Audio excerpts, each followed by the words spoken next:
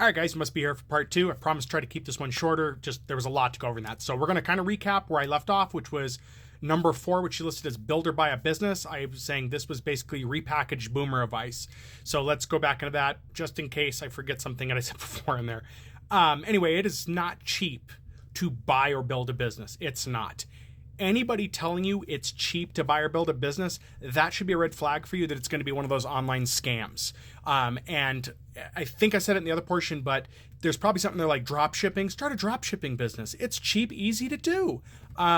If drop shipping, I'm going to reference that real quick. Most drop shipping businesses have the risk of being banned from platforms. Most platforms, excluding 1 or 2, explicitly do not like drop shipping. If you guys want to know what drop shipping is, I'll be glad to explain it to you, why it doesn't work, why it's a horrible thing to do, especially if you're into resell. If one of her other business plans in there is resell, I do resell. It's not an easy or cheap business. And I'd be glad to explain that to you. If you want information, just ask in the comments. I'll be glad to go over that. She then goes at the end of that section, talking about how you can start, like, I'm going to use just one of her examples, which is a lawn care business. How are you supposed to have a lawn care business when there are professional lawn care businesses that can outdo you? Because what? Your price is cheaper? You're not going to be able to deliver the same services, right? This is like an old person telling you to go mow lawns during the summer to make money to pay your rent. It doesn't work anymore. This is old boomer and beyond advice that is no longer viable, that once again is being repackaged to be sold to you, to the desperate, to those of you that are so desperate for an answer, you will look anywhere for some hope. And I'm sorry it's gotten that bad. Number 5, learn a skill that someone will pay you for. This one's kind of a repeat of some of the other advice she had, but let's dig into it. Okay, like what? What skill? I have an IT skill. I can repair computers. I can help users troubleshoot problems.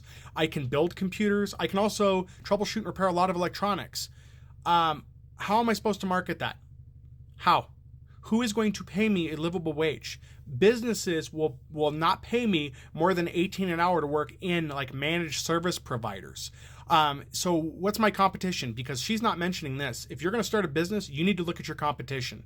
And if you're going to have a skill you're going to market as I'm going to do it myself, you need to know your competition. My competition specifically is someplace like Geek Squad. They pay their techs about minimum wage, and then they offer their customers an almost all-you-can-use buffet, if you will, of services. I can't live off a flat rate. I've tried. I tried to do that, doing virus removal, computer repair. Do you know what most commonly happened? When the time came time for people to understand what to pay me to fix their stuff, their response was always the same. I'll just buy a new computer. How am I supposed to compete with minimum wage techs that think they're getting the job of a lifetime to start, or maybe it's all they get to start, and here comes me who needs at least 18 an hour, at least, and that's barely enough. I can't charge people 18 an hour to fix their computer. They're going to quickly say they just don't want the computer anymore. Even when I worked for managed service providers, that was the cutoff. That's how much time, if you don't know this and you are a business that works with an MSP, generally our cutoff, or I should say the cutoff to help you, is if it's going to be more to just buy you a computer or to help you. If it's more just to buy you a new computer, they're going to make you buy a new computer whether you like it or not. Same with the average consumer. They don't have the money to pay me $200-$300 to work on something. And I can't afford to live off of $20 on one-offs here and there. I can't get enough business. Also, tech work takes time. So I can't stack that. I know there's some people make a business out of it, and good on them. But again, just because 1 or 2 people are doing something doesn't mean everybody can do it. Then she goes on to say that, step back. If you want to know how the Geek Squad does that, because I know a lot of people are probably going to comment, well, Geek Squad does it, why can't you? I'll be glad to explain how they run that business model, because I do know. As far as the rest she says, your child likely already has a skill. No, they don't. Children aren't just born inherently with gifts that work to get them skills. Maybe very few are, but not the majority. That's why they're, going to school to learn how to basically function in the world. And parents are supposed to provide them the other skills. But the parents that are watching this lady's video probably are lacking those skills because the world has changed and they don't even know what to do. So no, if your child had the skills, they'd already be running a business. And from what I've seen, all that involves is this really crappy subculture of hustle culture, where they do dumb videos on TikTok or dumb videos on other channels and challenges to hopefully make a buck, because that's the only skill they're learning.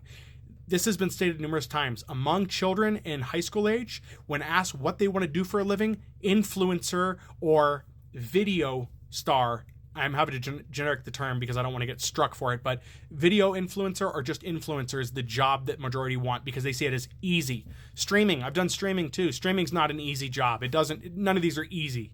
Any of these you have questions on, I'll be glad to explain. So to sum up all this is a grift. She is selling you advice that is not viable, but you'll listen, and you have to pay for it before you get more of the advice. She's giving you just a little sampler there.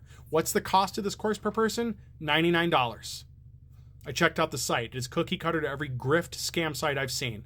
A lot of the stuff they're offering for free for right now, that will change as they start getting more people suckered into this. They have a podcast. Surprise, surprise. Man, podcasts are a dime a dozen. The only reason a podcast is an easy business is all they got to do is rope you guys in to hopefully get them enough ad revenue. They also have a disclaimer in their terms of service that they have on their site about affiliate links. So be prepared to have stuff sold to you inadvertently, directly, and otherwise. That's how most podcasts work.